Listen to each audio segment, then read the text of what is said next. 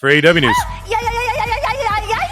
So Mandrews, I was just talking about that before. He's here on AEW Collision. I don't think this is his first appearance for AEW, but they're in the UK. They're doing their thing. He's also wrestling WWE guys. Here's Michael Oku at Forbidden Door getting tossed. Like, look at this pounce. Now we're going to get for sure pulled for this. Not pulled, but like we're going to get a flag. So I'm going to like pause it, talk, blah, blah, blah, blah, blah. Here's some walking, pause, blah, blah, blah, blah, blah. And then this dude gets pounced. Watch this. Watch this landing. Look, so he's in the air, and I'll just like scrub it. Look at this. I'm scrubbing it. Whoa, look at this landing. Not even signed to AEW or WWE yet. Taking a bump like this for AEW. Why? Boom, face first. Thank God Michael Oku's really good, and he protected himself. But, I mean, that couldn't have felt good.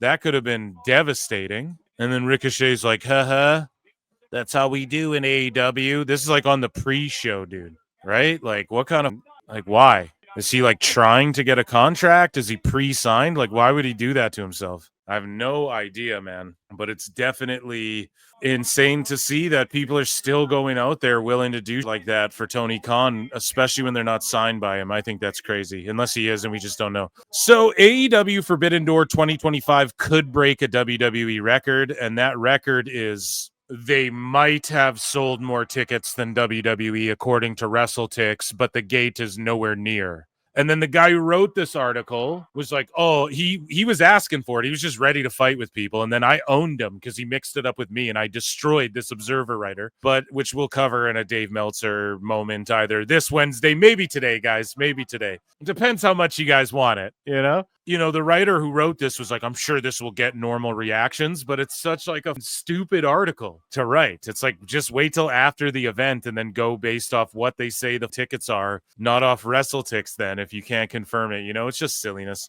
Bryan Danielson is not on the panel for AEW Forbidden Door 0 Hour. He ended up on the commentary desk. So they promoted him for something and then he wasn't showing up for that apparently. And then he was at the commentary desk instead. And I think that was a better move overall anyways. So Mercedes Moné defeated Emberson Jane to win the Discovery Wrestling Scottish Women's Championship. We called it. We knew she was going to do it. And 9 belts Moné over here. 9 belts of Moné. LOL, the casino match concept in AEW is such a joke. Casino match winners are 4-15 in title matches. This is from Alfred Kunawa, who will be coming back on the show sometime soon. And we were just talking yesterday a little bit about when he can come back on, or today maybe. Either way, though, a 27% success rate. Casino contract winners are 0-2 in cash-ins. Money in the Bank was such a success. It became the 5th biggest WWE PLE. A casino win is nothing more than a job contract. Exactly, man. And Tony Khan actually flipped the rules up about the casino gauntlet, which we'll get into in a bit when we look at the press conference stuff here. So Dusty Rhodes had this to say, speaking of Tony Khan. So Sean Ross Sapp has said, Tony Khan is asked by John Alba about WWE's counter-programming efforts. Tony says he believes AEW has had a great run of shows, blah, blah, blah. The same. It's great. Dustin Rhodes says he truly is a walking wrestling encyclopedia, loved some wrestling. Blessed to be a part of the greatest upstart in history. So yeah, Dustin just kissing the ring, man. So Switchblade points out that Forbidden Door currently has 5K people viewing the pay-per-view on YouTube, which I think it peaked at like 5.3K. For context, Double or Nothing peaked at 6.6K and All In peaked at 9.6K. Now, why is this important? Well, because this can indicate like YouTube's the #1 streamer.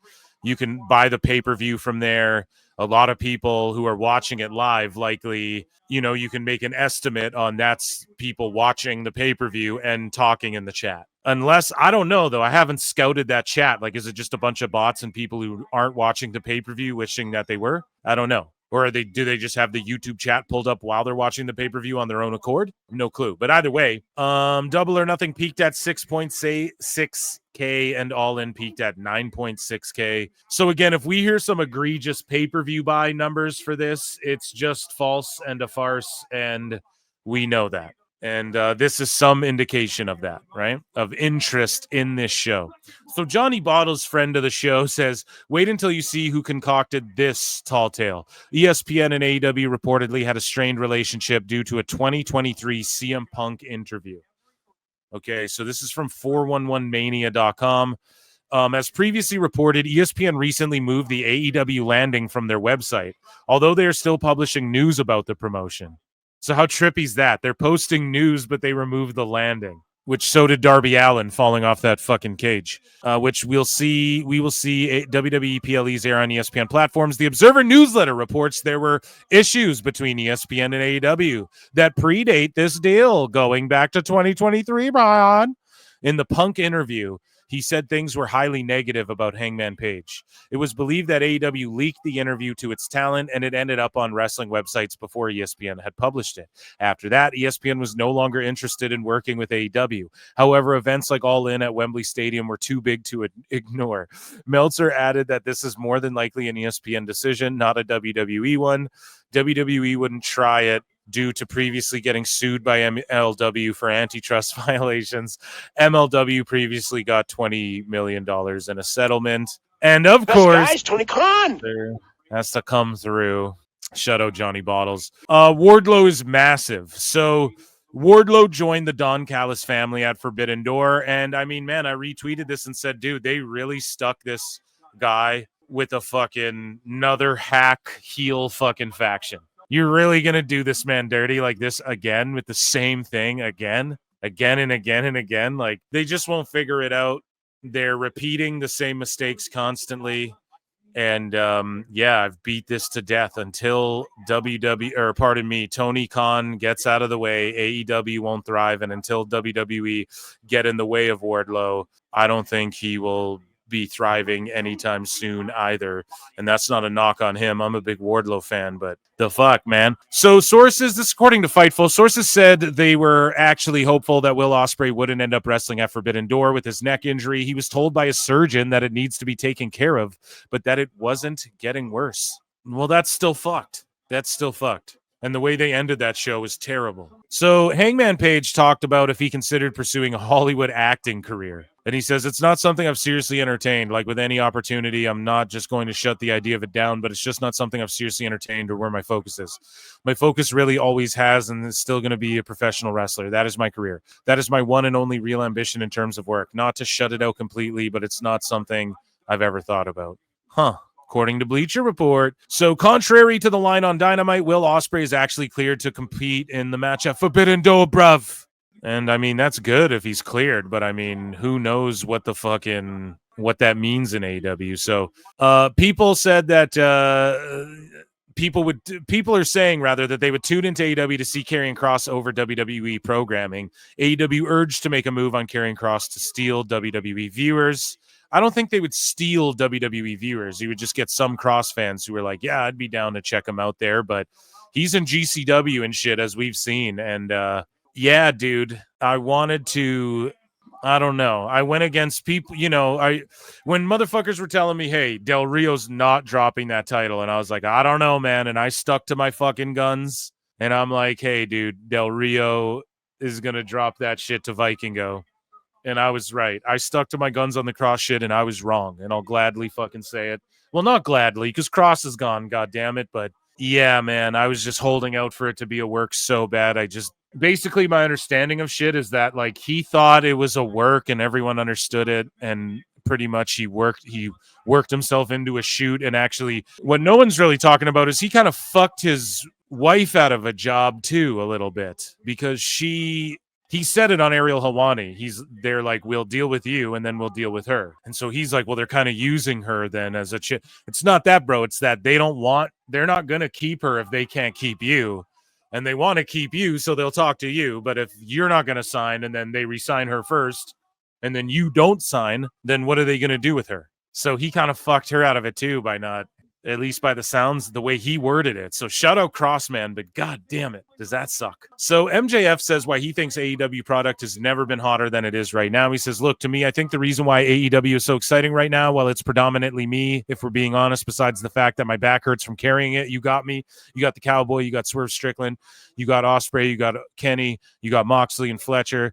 There's an insane hodgepodge of present day all-time generational talents, and the product's never been hotter. I think it's never been hotter because it's never been more competitive, more young, more fresh. I think that, how does it feel? It feels right to me. I feel like this is the reason God put me on this earth.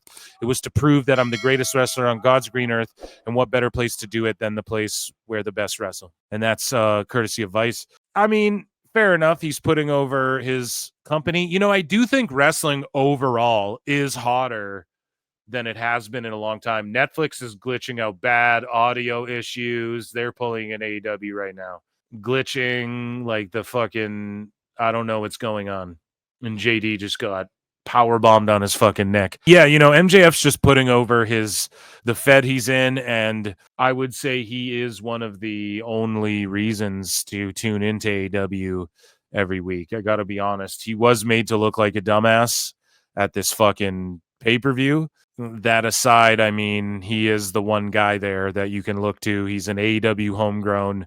He's at least on the level of WWE guys as far as like he can cut a promo, he can wrestle anyone, he can wrestle any style.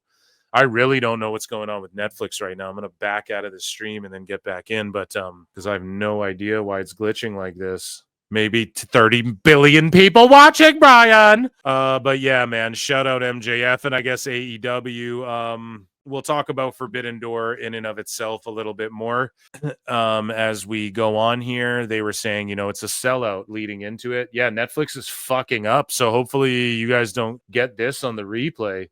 The sound's all gone and it's like going in slow motion and shit. It's not my internet. It's not like a fuzzy screen. It's just it's fucking up on the broadcast end. It started glitching out and shit, like Michael Cole talking, and now there's no sound. And yeah, get your shit together, WWE. What the fuck? But yeah, speaking of getting your shit together, they're like, oh man, there's all this empty room. Now, how early in the show is this? Is this when the pay-per-view started? I'd love to know. But yeah, dude, they did a Raw. You know, they did a Raw. Good for them. Fucking proud of them. That's solid. It was a big crowd. They weren't that hot. Like, they reminded me of one of those, like, half-dead Raw crowds or Where was SmackDown recently? They were kind of dead for a lot of shit and then really woke up for a couple things or just when the thing happened. But I don't know. They were kind of sitting on their hands a lot throughout the event. But yes, there's empty seats. And no, it's not a full sellout. Audio, they finally fixed the audio. The visual is still minutes behind, and now it's caught up. And AJ's beating up Dom. So shout out WWE. Mercedes Monea had this to say. I feel like our AEW next big goal is to have a woman main event a pay-per-view. That's my dream and my goal for us. I feel like we left fans wanting us so much more, and I just care so much about our product and the women's division. So that's a match, me versus Toni Storm.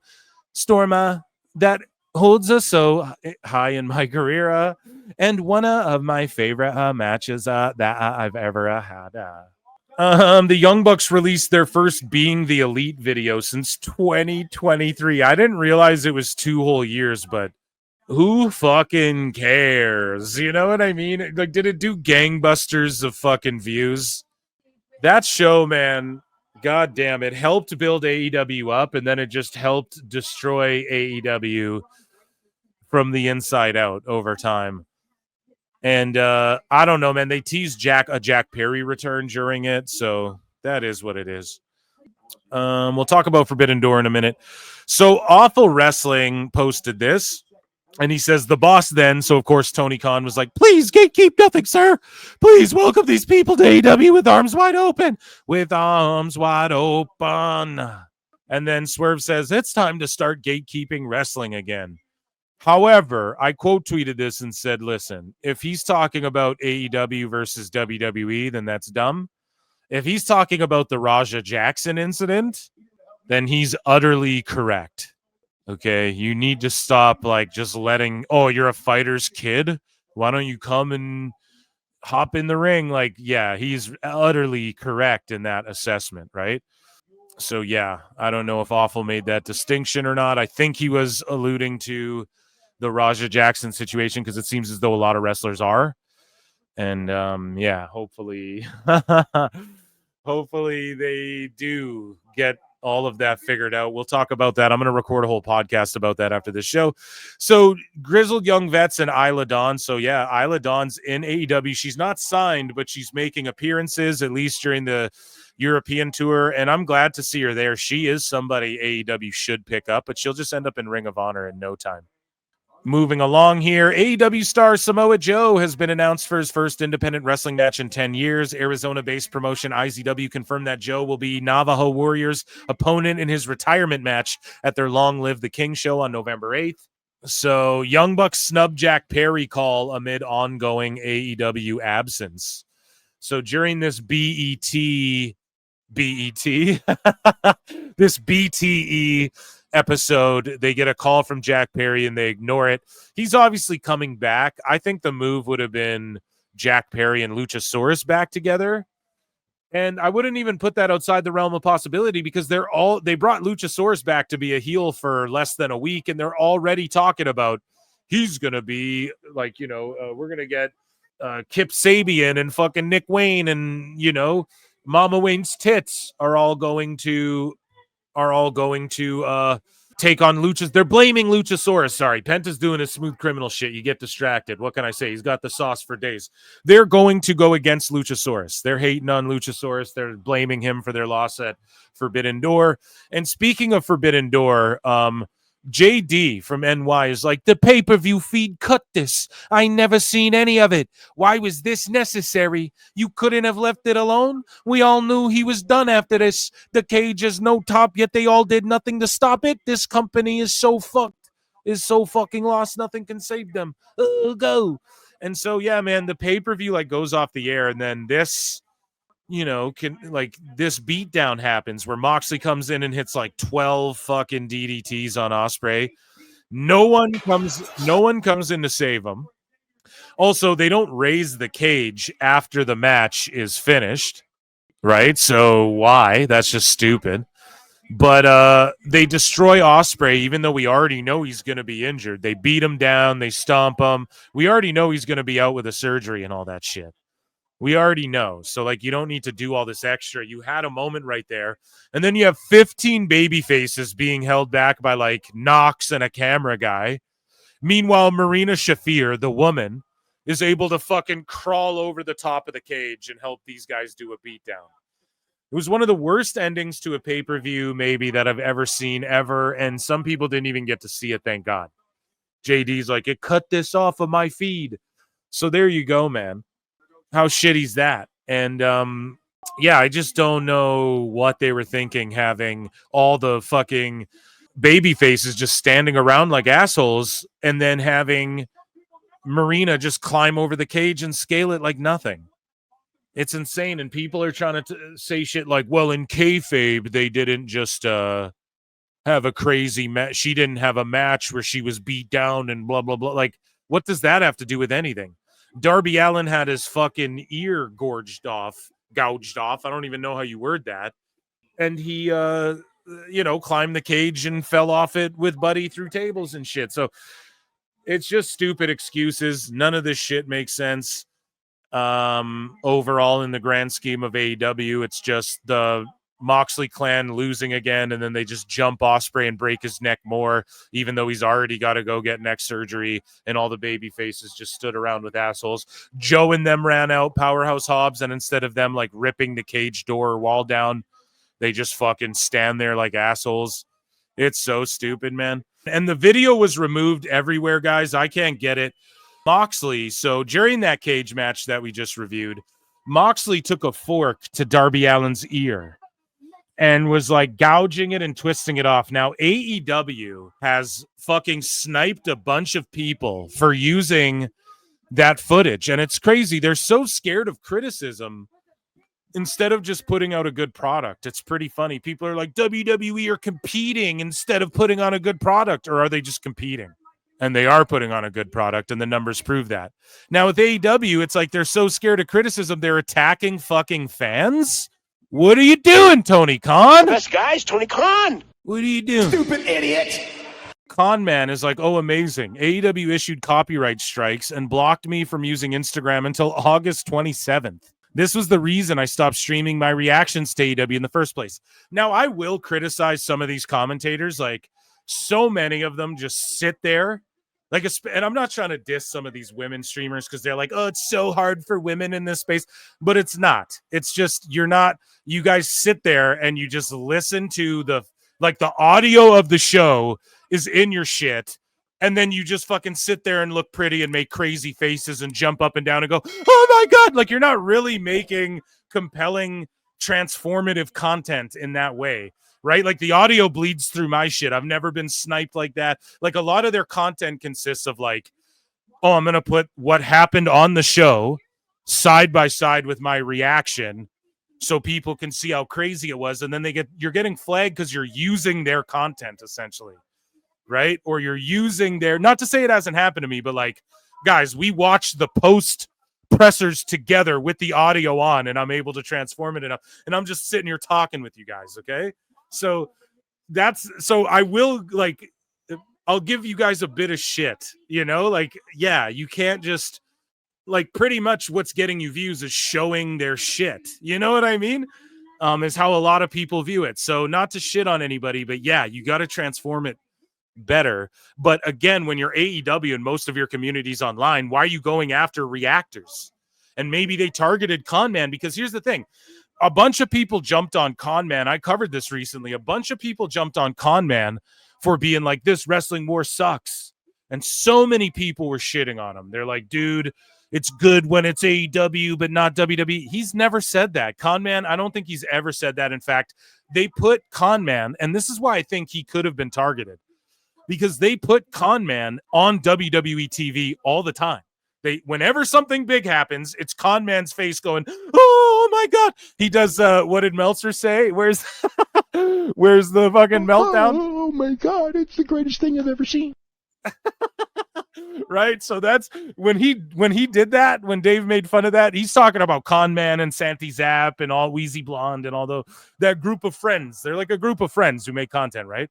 So I could see them being targeted for that, right? And that's what's funny because Con Man just got a bunch of shit for like, everyone's like, you're a sicko and you're okay when AEW goes to war with WWE, but not the other way around. I don't think Con Man's ever said that, bro. I think he's a guy who enjoys getting free tickets from both companies and all that shit. You know what I mean? I'm pretty sure he's been on WWE Raw more than fucking some of these wrestlers have more than Akira Tozawa has been in the last fucking year. So I think this could have been kind of targeted towards Con Man here. And he says, this is the reason I stopped streaming my reactions to AEW in the first place. Makes it really hard to want to get back into, regardless of how entertaining the show is. And Con Man took a break from AEW because of this. And then now he's like, now Con Man's going like, it's hard to get back into it. Like he's trying to get back into it for fans and he fucking can't because they're just going after him. So try again later. We restrict certain activities. So he can't even get into his Instagram, right? AEW copyright at streamenforcement.com. And then look what they did to him. Woke up to my Facebook account banned as well. Completely gone. Won't get it back. And he's like, I'll be making a new one though. All because of AEW. Yup. Look at this Cero Miedo douchebag. It must be down to New Japan because they're always quick to strike anyone using their content. No, asshole. Forbidden Door isn't owned by New Japan. It's owned by AEW. It's just a quote unquote cross promotional show that AEW does. Clearly, you look at the picture, we just showed it. It was stricken by AEW. So, of course, the Nut Riders are going to... It must be New Japan because fuck New Japan. We just use them and wipe our asses with them. His Facebook account got banned entirely. What the fuck, man? Why? Why AEW? Your fans are all online. So, Adam Copeland expresses excitement wrestling at Forbidden Door. So, I should have read this earlier, but he's like, the last time I wrestled in London, was 2010 against Chris Jericho Fozzy and Jake Hager. Jack Swagger for the World Heavyweight Championship. Oh, I've had a long drought here. Tomorrow, that all changes when I team up with Christian Four Peeps for the first time since 2011 at AEW Forbidden Door. So, yeah, man, it's crazy that they teamed up again for the first time in how long? That's somewhat of a W. So this was screen grabbed going around the internet by a lot of fucking people. So some ex-graph says, Tony Khan, we're going to get into press conference stuff here. So Tony Khan was directly asked by fan-turned-reporter post-wrestling if Dynamite is doing $1 million on cable plus streaming on Max. Tony Khan said he does not know. He isn't given info, and the only thing he's ever seen is a report that said so, meaning BJ Bethel's report, meaning Bethel is lying about Tony corroborating the shit, which, again, I tried to point out to everybody because, like, all that Bethel said was, well, Tony said that's what he heard. So it's like, okay, well, that's what a promoter's going to say. That's not a source. He didn't corroborate your fucking report. So, and then MJ says BJ Bethel's report just died. No further questions. And Neckbeard's like, don't worry, Dave will still run with his story as usual. Exactly. I got to bookmark this in Dave Meltzer's dumb moment now. But yeah, the BJ Bethel story just fucking died right there, especially because he tried to cite Tony Khan. Now, if you've been paying attention, the way we've been chronicling it here at PWT, we know that he said Tony didn't actually confirm these fucking numbers. He just said, oh, that's what I heard. And so, yeah, Dave Meltzer's reporting, all of this shit just goes down the tubes. They're not doing $1 million plus on fucking Max, right? Yeah, he says he doesn't know, isn't given info. The only thing he's ever seen is a report. So what report? Is that a report from WBD? Or was that BJ Bethel's report, which he doesn't know shit? And we will take the word of the people who work at fucking WBD over BJ Bethel any day. BJ got fucking owned as usual. I'll never get tired of it. Some ex-graphs like blocked me or some shit though. So basically it's weird because him and I and Switchblade and some other folks, we were debating on Twitter, like where TNA is going to end up. And I just let it be known, like, and then MJ kept moving the goalposts to be about like NFL and all the shit when I was just trying to say, listen, all that's happening is TNA's wants Thursday. Like you can want them to be on Wednesday all you want, but they want to go on Thursday, right? MJ fucking like quote tweeted Matt Keane of all the people, like the biggest ball wash ever for AEW. So moving along here. So we have some clips and hopefully we don't get fucking stricken or bombed from this shit. I'm going to try and do this in a clever way though, the way we do here at PWT. Let's see this. AEW President and CEO Tony Khan made several announcements during Forbidden Door Scrum. The C2 is coming to the UK when AEW returns in December. And MJF's conduct has caused a change in how Casino Gauntlet contracts are being enacted. And so let's see here, man.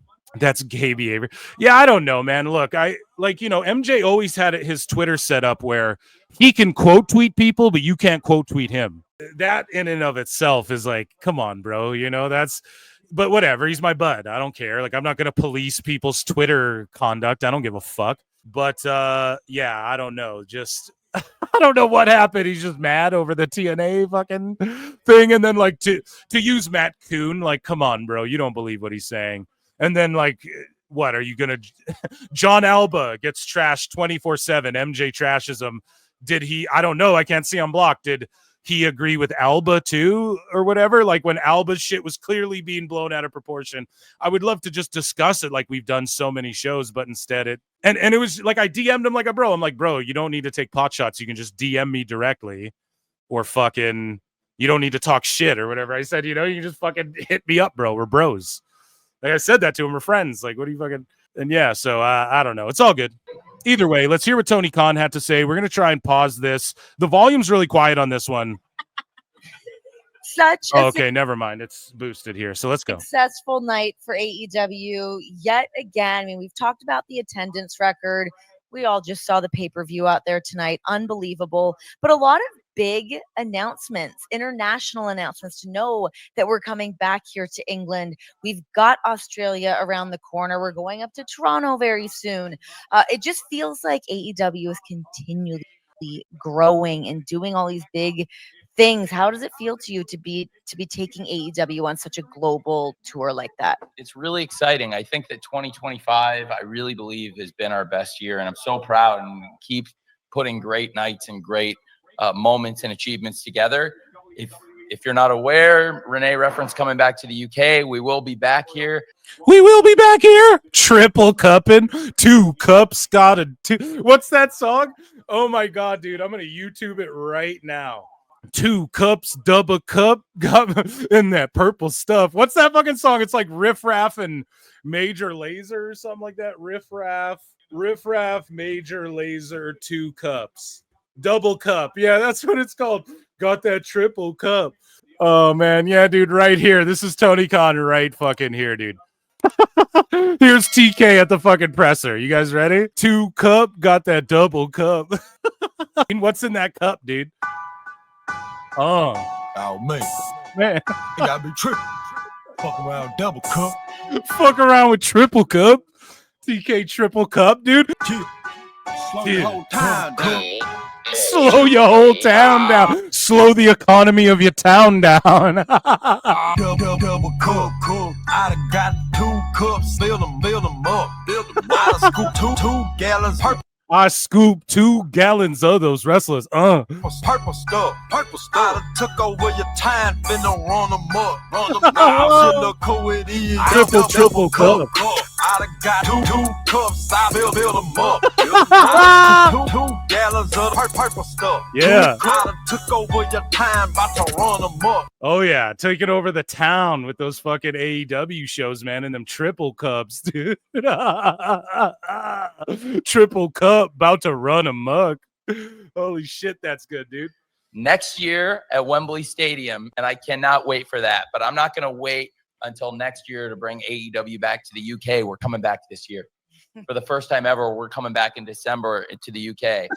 We'll go back to Cardiff for Collision. Cardiff Collision, December Triple cup, dude. That's fucking awesome. 13th.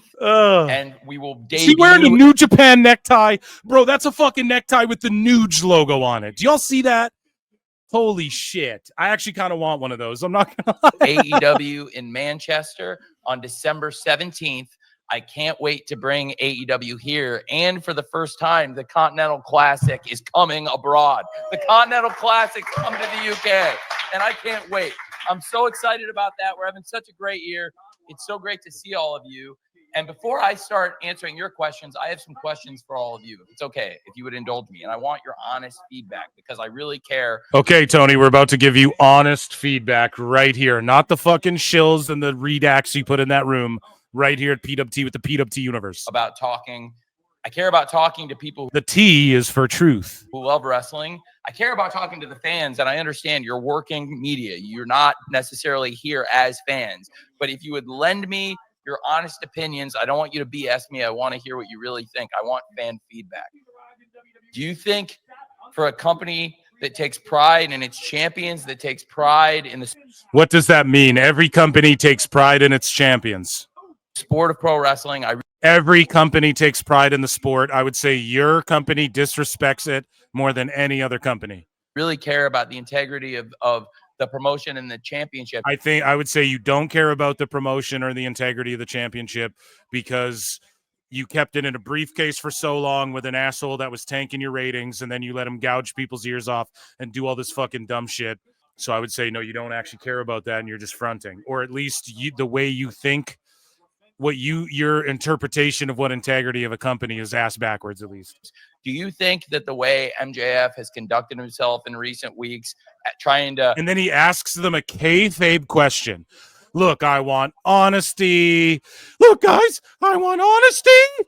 I want, I want the truth. Don't lie. Don't work me now, brothers. Right? But do you think MJF's conduct has been he asked them a kayfabe The best guys, Tony Khan. Like, You fucking mark.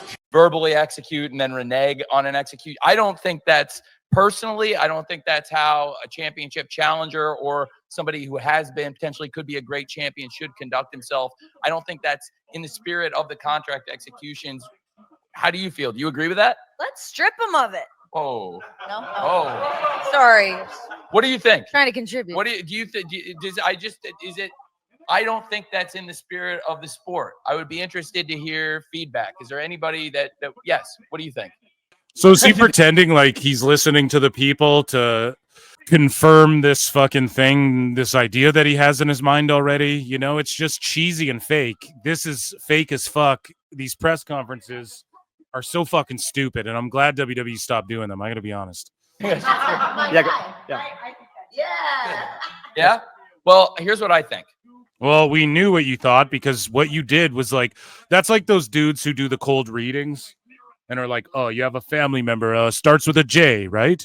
Like you're just telling them what they're going to, what you're going, and then you're gonna be like, I listen to the fans, but this is a complete and utter kayfabe setting. I think that I want AEW to be different, and I've been listening to the feedback and the voice of the fans. Yeah, why is he the one asking? Yeah, shout out fucking Zach Minder in chat. Zach Minder.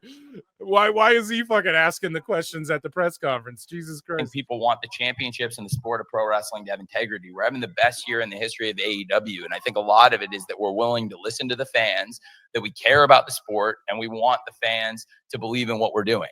I think it's really important that when we have a contract execution and the integrity of the championship, that we can maintain the dignity of the sport. I also think it's very, very important to promote championship matches. I don't want to have a big ticket championship match that we are unable to advertise. And also, I don't really want to necessarily utilize a stipulation here that's being utilized other places. I'm not trying to duplicate. So I don't want to use a stipulation that's being used other places. Then why the fuck did you do it in the first fucking place?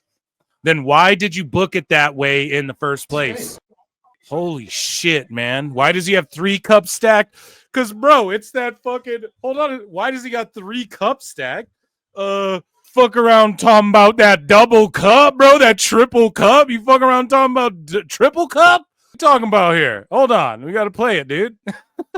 Don't fuck around talking about that triple cup. You gotta be tripping. You got to be tripping. Double cup. Slow your whole town down. Hey, triple cup. I got 2 cups. cups. Build them up. Then I get a 3rd cup. Stack them up. Hey, hey, hey. Oh, shit, look who it is. Triple cup. You fuck around talking about triple cup. Oh, shit. What other people is doing. I really believe we are our own promotion. That's why going forward, I want to set the tone that from now on, I think the right thing to do is all contract executions should be on at least a week's notice so we can properly promote the matches, so that we can properly give the fans notice and have the integrity of a championship match. And I think it's for the best for us. I think it's for the best for our media partners and for the integrity of the championship, if that makes sense. Wow. That is great. Thank you. I love a plan. I love a schedule. I think it makes a lot of sense. Thank you. And going forward, that's what we're going to do. And I really appreciate your giving me that opportunity to kind of take your temperature on it. I think it's the right thing to do. Thank you, Renee. Well, there you have it. So moving along here, that's so funny, dude. Triple cup. Brody King admitting AEW allows them to openly express their woke ideologies. Bro dildo or Bro dildo? What the fuck? Oh my god, bro dildo. What did they do to deserve that? That's not very fair to call them bro dildo. But yeah, let's hear what Bro Dito got to say. And making things I'm sorry, what is he saying? Visible. He's allowed to express his woke ideologies. Yeah, I mean, just getting political in general, I think, is just a bad fucking move. I know sometimes I'll cover political shit, and then I play Fence Sit and Fill, and then it pisses a lot of people off and shit. It's always going to do that. I know that going into it. I just say, like, look, man, I have the balls. I'm going to talk about everything that's going on in wrestling. So, yeah, I mean, I don't know, with the whole heckle Jim Cornette shit, people fucking melted down over that. It was crazy. But it is what it is, man. I'm not making a fucking political statement. I have no room to. I live in Canada. I shouldn't be talking about politics of other people's shit, but yeah, making any political statements or whatever statements and people say, well, why is LGBTQ and shit political? Well, because they politicized it, like the movements politicized it. Otherwise, I agree. Like, it shouldn't even be a political thing, but people used it and politicized it. Either way you want to look at it, and that's why it is. Sorry, that's just the way it is. Things will never be the same, right? That's what happened. I mean, I come from a very like punk rock, hardcore background, and that stuff is like normal in our world. So like speaking on, injustices and whatever else is important to me. And, I appreciate that I work for a company that allows us to have our own voice, whether I ask for it or not. Thank you, Tony. But yeah. But he's smart, though. Like, I do like his mentality on that. Like, obviously not about shilling politics, but the mentality in wrestling should always be like, fucking ask for forgiveness after you do it. You know what I mean? Like, do the thing, ask for forgiveness later. Now, I don't mean like the Raja Jackson situation, but I mean like if you want to take a chance on your gear, if you want to take a chance, like when Cena and Punk are in the ring and it's like pile driver, okay, or if it's like, hey, we're not supposed to get color, but let's just get color and then beg for forgiveness later. I think that's the way to do it. So it was, I just think that using your platform to for good or just to help in any capacity is what the right thing is to do. Right. And Brody, the thing you use your platform, though, some people would think is bad, right? So just being like for good, it's like, yeah, but some people are like, no, that's bad. And then on the other foot, some people are like, well, that's bad that they, so I don't fucking, again, not to get mixed up in it all, but you can use your platform for whatever you want. But AEW is Tony's platform and he can let it be used for whatever he wants. But I just don't think overall in the long run, it's the smartest move, and I'll call that out when Punk does it. I'll call that out when anybody does it. But also, I don't care if he says fuck ICE. I don't care if he supports trans people. I don't give a shit. It affects me none. I'm all about everybody, love everybody. That's what we try and do, unless we're hating on Dave Meltzer, right? It just feels like AEW is continually growing and doing. So we covered this already, but big. It's just the many faces of Triple Cup Con, dude. Champion should conduct himself. I've been listening to the feedback and the voice of the fans, and I think people want the championships in the sport of pro wrestling again. Promote the matches so that we can probably give the fans notice and have the integrity of a championship match. So he thinks that by someone cashing in a week earlier, it's going to keep the integrity of the title. Like, okay, maybe, I think you putting it in a fucking briefcase has ruined the integrity more than anything else. So here is Mercedes Monea, who says, I want people to know that women's wrestling is the best. I get to have so many opportunities and so many blessings. Thanks. She seems so fake. It seems so fake. To AEW. I get to achieve this goal and wrestle amazing women that I never thought or believed that I would ever wrestle. And they are beating my ass and making a name for themselves. People are talking about them. That's what I want. I want people to know that women's wrestling is the best. Yeah, dude, if we make a triple cup, 452, if you legit start making a triple cup video, we can release it on PWT's YouTube, bro.